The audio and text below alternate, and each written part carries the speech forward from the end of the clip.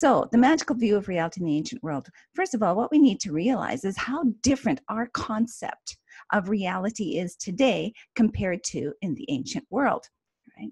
And I'm going to go through a few of these things. Today, we live in a rather artificial environment. Okay, the concrete jungle where we live in these boxes called apartments, and we go from A to B in a box called a car or a bus, into a workplace, into a grocery store to buy groceries, et cetera, et cetera.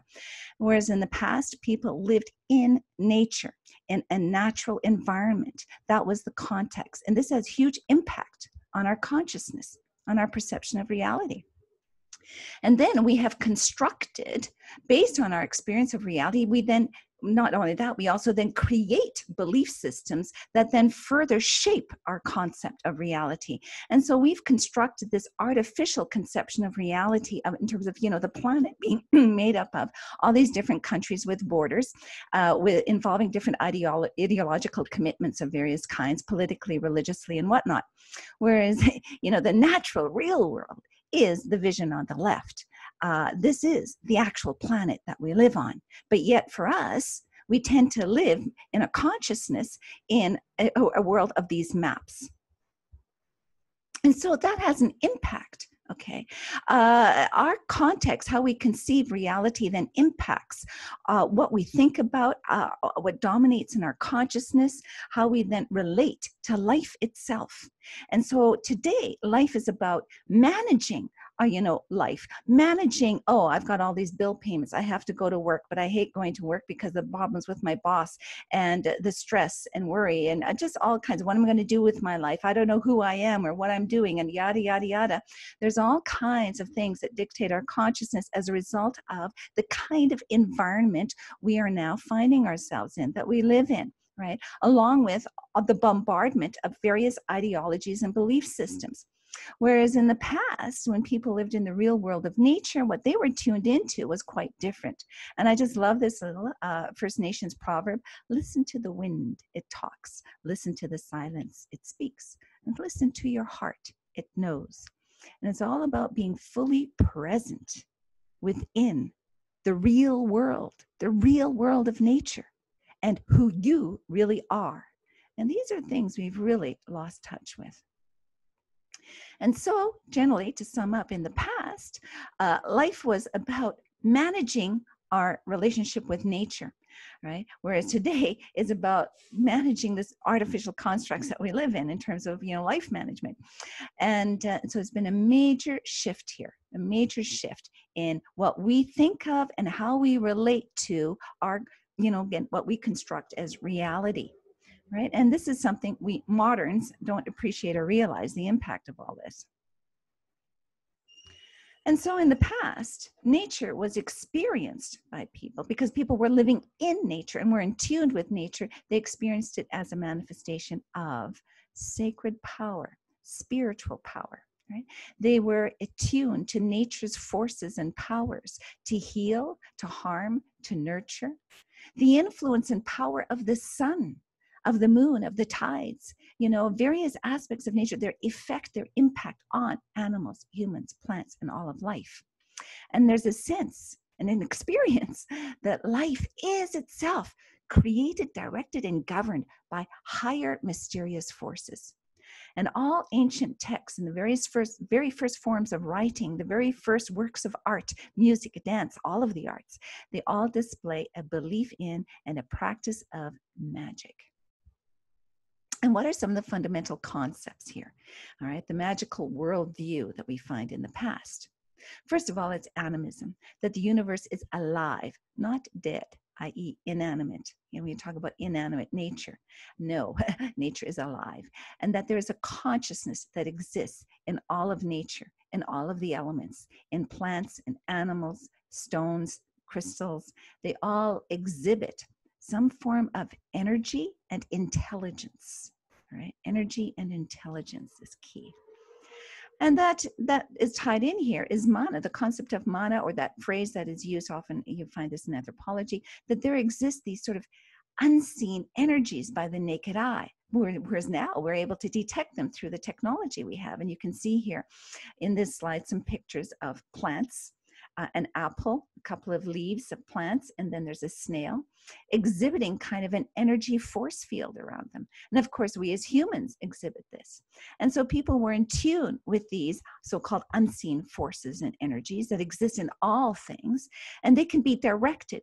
They can be stored and collected in amulets and ritual tools, used in healing. This is very, very dominant.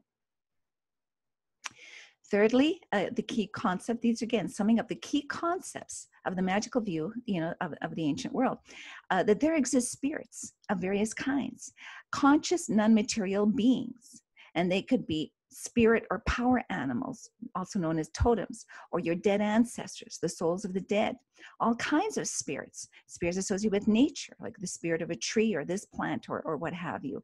And then from that, the deities evolve, and one concept of one god, many gods, all this sort of develops over time. And along with this is a sense that there are both good and evil forces and beings and forms of consciousness, and that the evil are destructive, and the good are constructive, right? Supporting life or destroying life, right?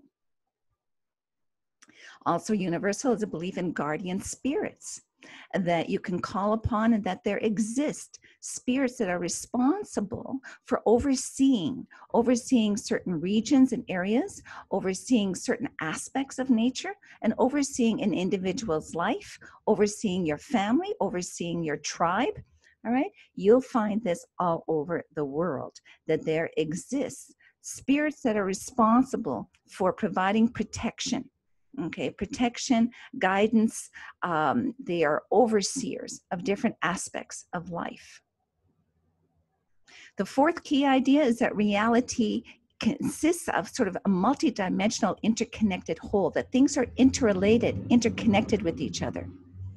So you will have, and this is just an example of the zodiac, and I'll be showing another slide down the road that goes into more detail.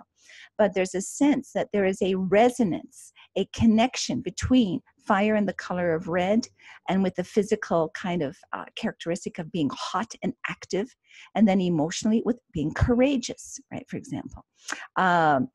For Scorpio, in terms of a zodiac sign out there, in terms of the planets, is tied in with, connected more with water as an element, with the color of dark red, with also energy of hot and energy and strength. And so you can kind of go through here, just to give you a bit of an idea.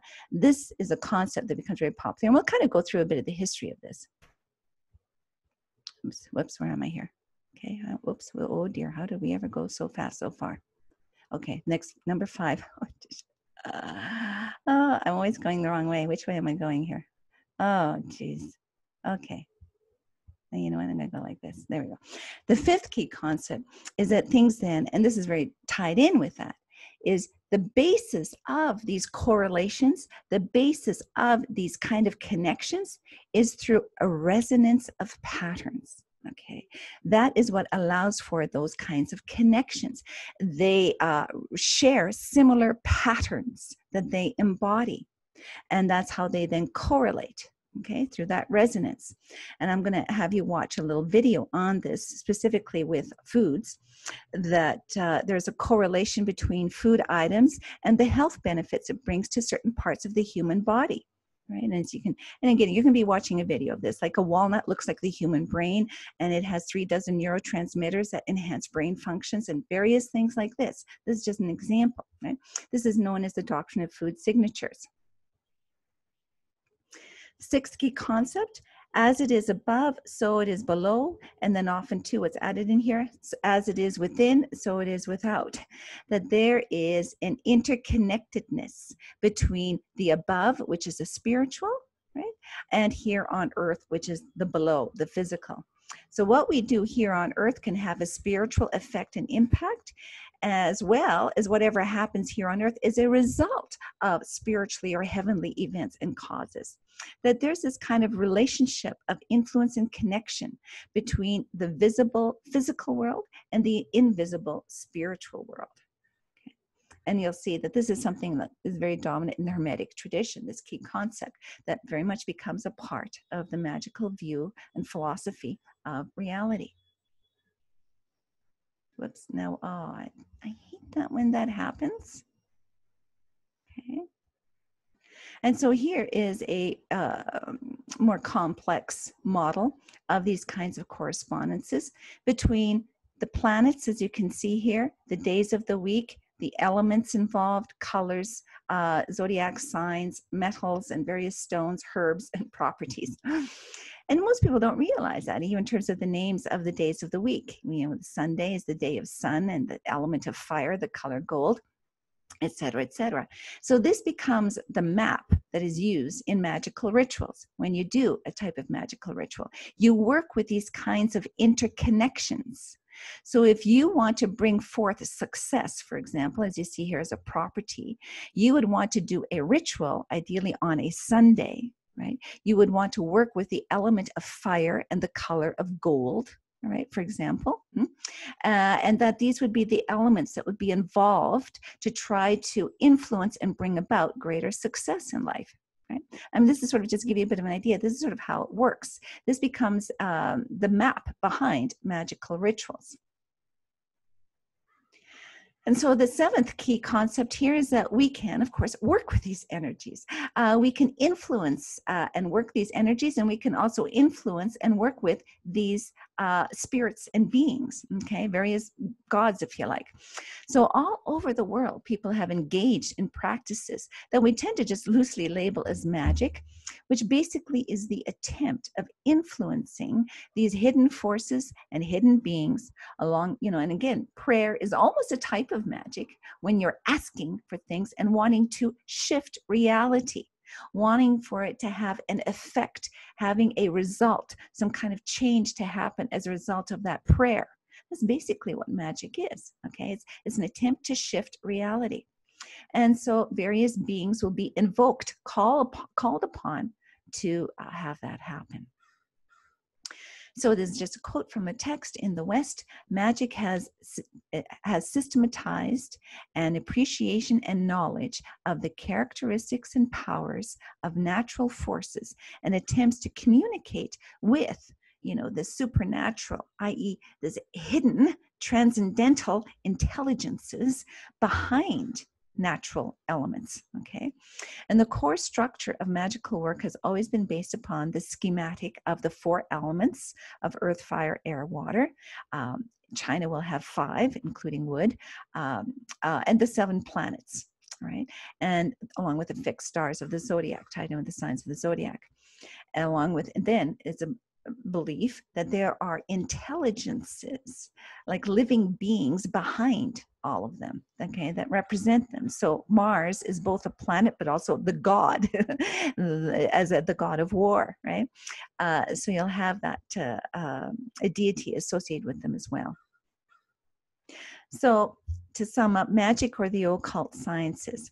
And again, do watch both of these videos, all right? I embellish things a lot more in my other one. So magic here is both a system of knowledge of the deeper level of reality that's not immediately visible. It reflects and it addresses the metaphysical, that which is beyond the physical, right? I like to use the word trans-empirical, okay? And that deeper level of reality where everything is interconnected, all right, and is where one thing can influence another. There are causal connections that exist that we tend not to, you know, especially us moderns don't work with. But in the ancient world, they worked with them, all right? They had a certain map of reality of how things interrelated, interconnected through correspondences, okay? So it's a system of knowledge. So magic is both a model of reality, a system of knowledge. And secondly, magic is also a system of practices, right, involving various rituals as to how to control and direct those hidden forces that are the source and cause behind physical reality, okay, how you can influence and work those. So central is the idea that one can work or effect energy through ritual. One can shift and move things, change things, right? Through ritual, through these rituals that involve these kind of correlations, through the power of intention, your consciousness, the will, all right, of how that's directed. And that's why prayer is a very important component here, okay?